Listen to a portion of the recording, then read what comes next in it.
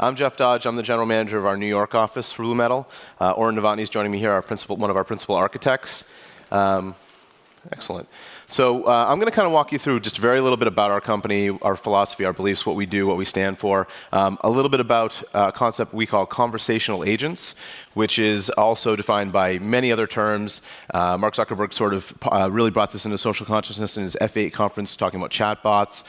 Really, it's a narrow form of artificial intelligence. And as soon as you say artificial intelligence, people gloss over. We're not talking about general AI, but a very focused implementation of machine intelligence. And then Oren's going to walk you through a little bit about how we actually pull these things off, how we make them happen, our approach, why we can bring them to market faster than just walking off the street and trying to figure out how to do this stuff yourself. I'm also going to do a demo and walk you through a POC that we've put together. Our company is about building products for the enterprise. So we've been around for about 6 years. We were acquired in 2015 by Insight Enterprises, a Fortune 500 national provider of all sorts of technology solutions, from hardware to licensing, including other consulting services. BlueMetal is the application development and system integration offering within the Insight family. Again, we have about 5 locations: Boston, New York, Chicago, Tempe, and DC. We do a lot of different things, including being the IoT Partner of the Year with Microsoft for 2016. So chatbots and conversational agents is just one of many things that we do. It's something that I'm personally particularly excited about, which is why we're focused on that today. So very quickly, I sort of touched on this earlier, but what is a conversational agent? A conversational agent, as we refer to them, is basically a computer program that will converse with humans in their own natural language. So to make it really simple, you guys are all using them now. Show of hands, who has not interacted with something like this at some point in the last week? Not a single hand went up. So these are already in your lives. I would posit that as an enterprise or as a financial services company, if you rely on that channel of communication with end consumers, end customers, if you rely on these 4 folks, or the big technology providers, you're abstracting yourself one level from that direct level of customer contact. It's great to have an Alexa skill. You should have an Alexa skill, but you should also have your own NLP and chatbot or conversational agent strategy that actually represents your own brand to consumers. So 4 sort of pillars of the value as we see them, and really this is the conversation that we'd want to have with you and that we have with all of our clients, is why are you doing this at all? Like, what are the actual KPIs and drivers for having a strategy around this, for implementing a solution like this? I would argue that natural language interaction is probably the most important of these, frankly. I think, I firmly believe this is a really big paradigm shift, in the same level of like launching a mobile app. Why have a mobile app? And people ask themselves these questions. Why put out video content at all? Radio's fantastic. Why launch a website? No one's ever going to go on the web, right? ARPANET's just fine, right? Why launch a mobile app? Eventually, people will say, now people are saying, why have a chatbot or a conversational agent? Because others are. It is quite literally the simplest way to interact with your consumers. Everybody already speaks a spoken language, not just English, obviously. I think natural language interaction is absolutely a revolution that's coming, and I imagine many of you in this room agree with me. From a digital property integration perspective, the nice thing is, in API world, microservices world, we're not throwing out everything else you've ever developed, right? We're still plugging in all those legacy systems, your OAuth system, various knowledge bases you've already deployed, and we're making all of that accessible through a natural language interface, through a conversational agent. In terms of being an ultimate brand ambassador, you have customer service folks, you have sales folks, you have marketers. It's very hard to stay on message, right? It's very hard to remember exactly, are we an Insight company? Are we an Insight Enterprises company? It's very hard to get the words right every time. The chatbot does, right? Every time it responds to your clients, it's going to get the message right. It's going to remember to put a trademark, a TM at the end of the things that should have a TM at the end. You're never going to have somebody who had, forgot their coffee in the morning from a customer service perspective, or had a fight with a loved one or whatever before they got on the phone. And lastly, push versus pull interactions. Obviously, there's the concepts of notifications, certainly push email, direct email, but actually being conversational in those interactions, and I'll show you some of this when we get to our demo, you can actually sort of naturally within conversation insert like next best action, suggested, outcomes, suggested offerings within the conversation while not taking them out to some specific like marketing collateral. So I touched on this before. Traditional UX is fantastic. It's a science. It's amazing. It does, all sorts of great things come out of it. But you're still fundamentally teaching people how to talk to computers. A computer presents what it thinks is a beautiful, glossy way. Oh, is it 3 dots? Is it a hamburger menu? Is it going to slide out? Is it going to transition? No, I'm going to speak to you in your language. We are about teaching computers to speak people language. Right? So it is absolutely the ultimate equalizer, right? From millennials to baby boomers, this is not a, hey, how do we talk to millennials? This is not a demographic play. This is a human play. We want computers to speak to people in human language.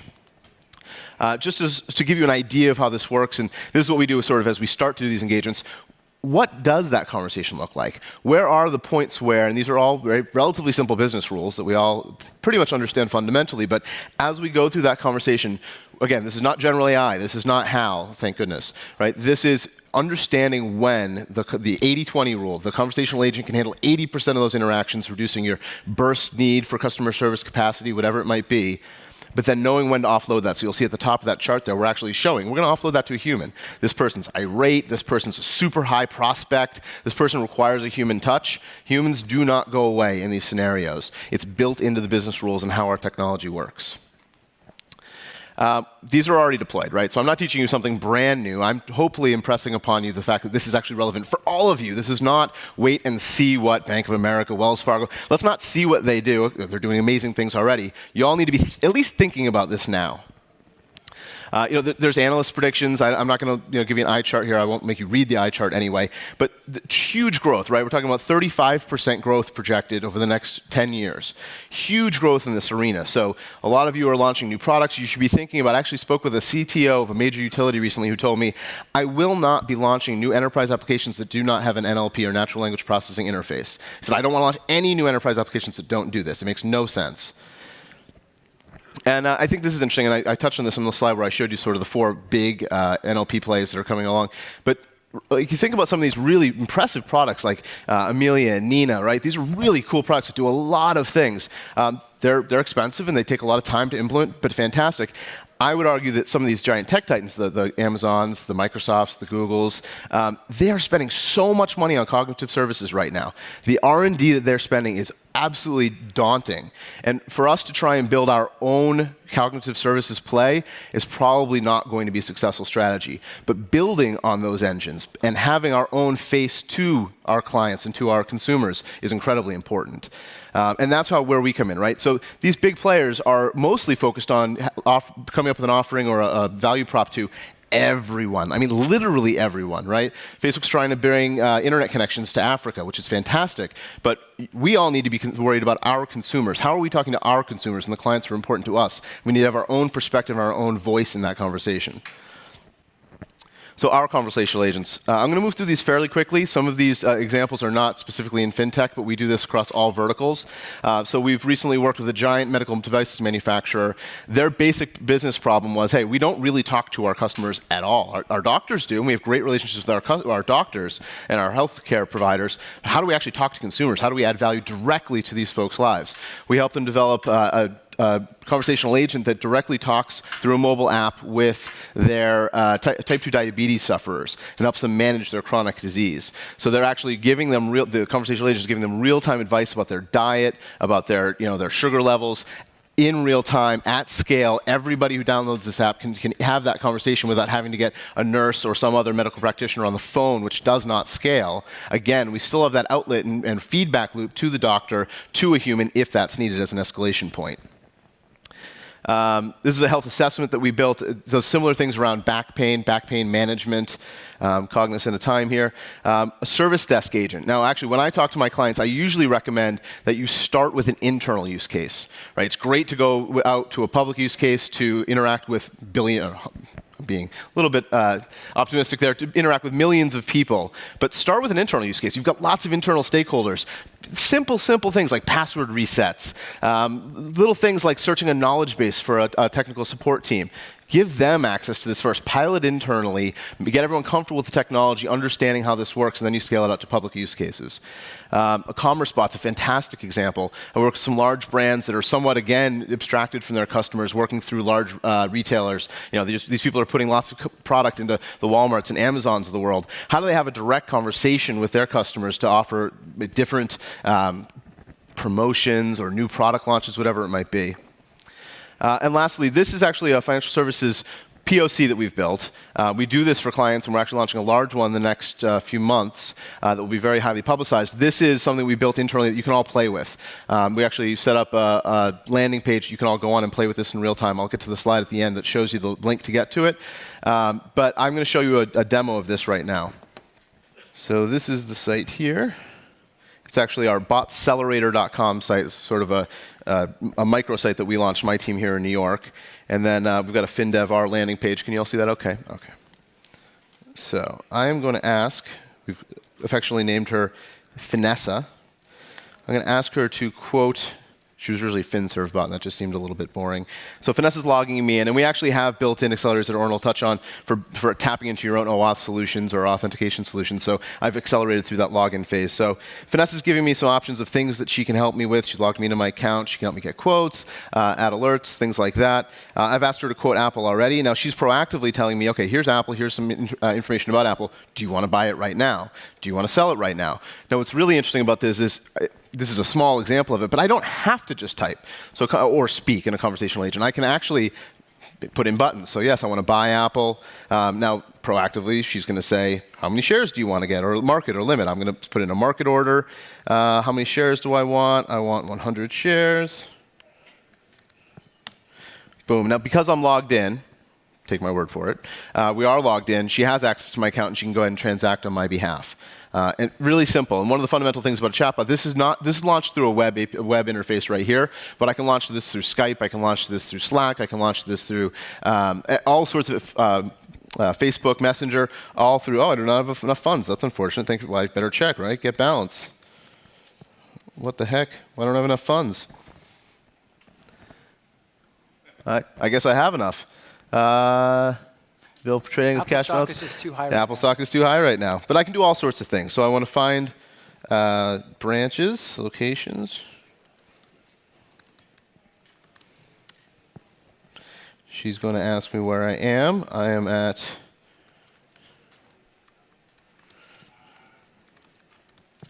boom, my office right here in New York between 5th and 6th. And she's going to come back to me and just confirm. I want to go to this one. She's going to give me a map and show me right where I want to go. Now, I don't want to get caught up specifically in can I tie into Google Maps? Can I tie into specific functions? This is a framework. It can do literally anything. It's just about building in the business rules and asking it what you want it to do, and then building it out. So let me jump back to my presentation here. And this is actually live online. I'm going to give you the link. You can all go into it and play with it yourself. So with that, I'm going to turn things over to Oren. I burned up more of your time, Oren. I apologize. No worries there.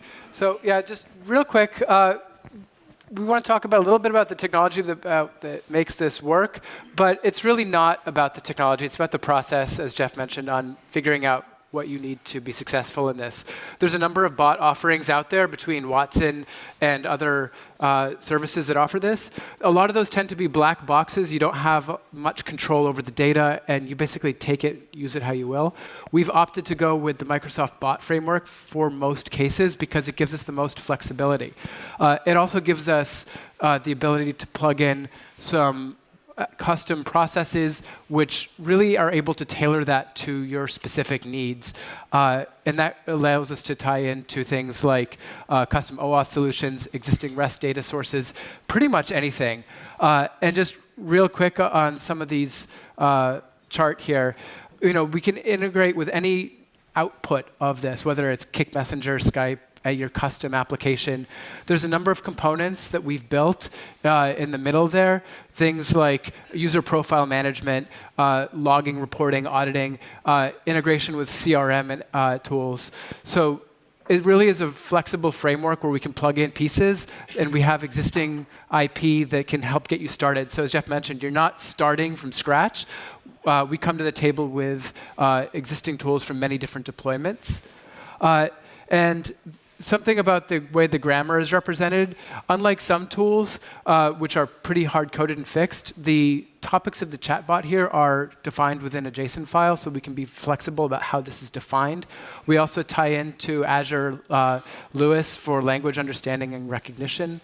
For storing some of this data for auditing, we use DocumentDB, and again, this can all be mined. And this gives you a richer view of your customer profile than you may otherwise have. And in addition to the data once it's stored, we can tie that in to dashboards using tools like Power BI, because this is new data. Again, it's a framework. We're storing it in places that are queryable and reportable, and giving you additional insights into your customers that you may not have had before. So. Sort of with that, we are out of time. This is the link that I mentioned before to you, thebotaccelerator.com/FinDEVr. Vanessa is there and waiting for you. I would be clear that she is a POC. This is something we use to start conversations. Right? If those of you that are interested, please follow up with me. I can direct you to client references that can actually talk about live deployments of these. A lot of these are at their discretion to deploy, to talk about, rather. We do have some questions here on the monitor. How often do you have to update the tech to keep pace with, and how quickly language develops? That's a great question. So I guess that comes back to some of the flexibility that Lewis and the JSON format has. So we don't actually have to update most of the core technology to keep pace with language changes. That's all done effectively through configuration, through editing some text grammar definitions that can be then localized into any number of different languages that you want. We also leverage the power of Microsoft Azure's language services. As we mentioned, we're trying to build on the shoulders of giants here. We're not going to reinvent natural language recognition. Microsoft has billions of dollars in R&D that they're putting towards that. So we're leveraging tools like that to incorporate those pieces into it. So this is a great question. Since Alexa devices do not have voice security, how do you handle enterprise internal applications that need to verify the user before an action is taken? So there are a number of ways you can do this, and for the most part, we do try actively to tap in the existing authentication tool sets that you use internally. We can, within the bot framework, actually kick you out to an external page just to validate and come back in. But frankly, this is customized on a case-by-case basis. I don't know if there's anything you want to add, Oren. On Alexa, it is a little bit challenging because, as you've mentioned, there is no user interface to that. It's something we would need to look at with you to see what makes sense within your context. Potentially some sort of offline account, like many devices, if you think about your TV, will have a 4-digit code. Like link this TV to your account, and you have a linking screen that put in the 6-digit code. You go to your computer, you log into your account, you put in that code, and now it associates it to your device. As one approach the industry is used in other contexts. Again, it's going to come down to a case-by-case basis, though. So this is actually a really good question. What do you think about Facebook backing out of the AI chatbot effort, citing out up to 7% failure rate?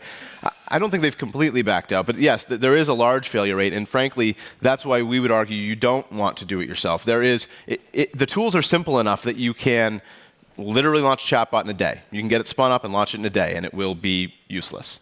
But it's still a fun science exercise. I would argue no one should go into this thinking I can get a chatbot launched in a week. You cannot get a successful chatbot launched in a week. You need to actually, you can launch a mobile app in a day. You can launch a mobile app in a week or a website. There's a continuum of quality, and if you don't actually do it right, you will not succeed. How does one develop their virtual agent tech with an edge on the competition because everyone is doing it? Frankly, to a large extent, I would say it depends on finding the right partners and launching on the right tech platform or cloud platform. But ultimately, it's going to come down to speed to execution, first to market, and having the buy-in of the entire business. So you're not doing this as a marketing exercise. This cannot be a marketing exercise. This should not be an IT exercise. It's got to be, at the risk of being cliche, a digital transformation exercise where all parts of the business are bought into this being actually valuable and gone about in that way.